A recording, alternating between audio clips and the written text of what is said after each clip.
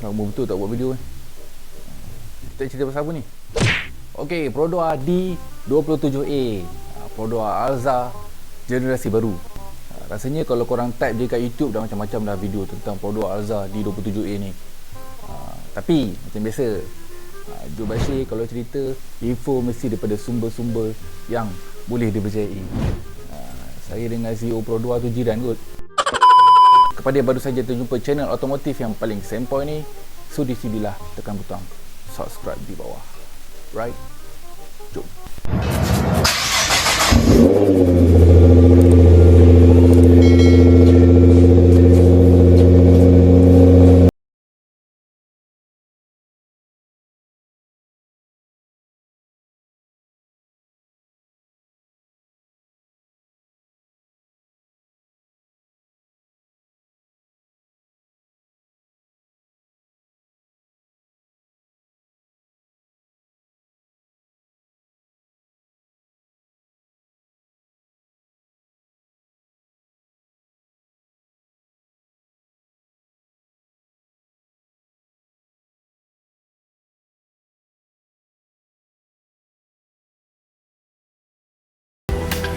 Okey, Perodua Alza yang terbaru ni menggunakan codename D27A dan diasaskan daripada platform yang sama dengan Perodua Ativa, iaitu platform DNGA, Daihatsu New Global Architecture, daripada Daihatsu Xenia, Toyota Avanza dan juga kembar dia Toyota Veloz. Mungkin ramai dah tahu kan, Perodua ni adalah rebash daripada Toyota dan juga Daihatsu. Tetapi akan ada sedikit perubahan pada bahagian muka depan Perodua Alza ni, yang mana bahagian grill depan dia mengikut trademark Perodua. Trademark depan dia lebih kurang sama seperti Perodua Arus dan juga Perodua Ativa. Dan untuk bahagian belakang pun turut diambil daripada Daihatsu Xenia, dengan sedikit perubahan pada bahagian bumper belakang. Tak berapa ketara sangat lah kalau dekat bahagian belakang tu. Dan untuk bahagian tepi, sport rim 16 inci. Sport rim 16 inci untuk high spec dan juga sport rim 15 inci untuk low spec. Kalau kita tengok body Alza yang baru ni nampak tegap, nampak macam ciri-ciri lelaki sejati, dan bahagian belakang pula nampak macam style SUV, dan memang sesuai sangat lah untuk bapak-bapak yang berjiwa sporty. Design dia kalau tengok lebih kurang sama je macam Perodua Arus dan juga Perodua Ativa, tapi kalau tengok pada bahagian tepi je baru kita perasan, oh ini MPV 7 seater.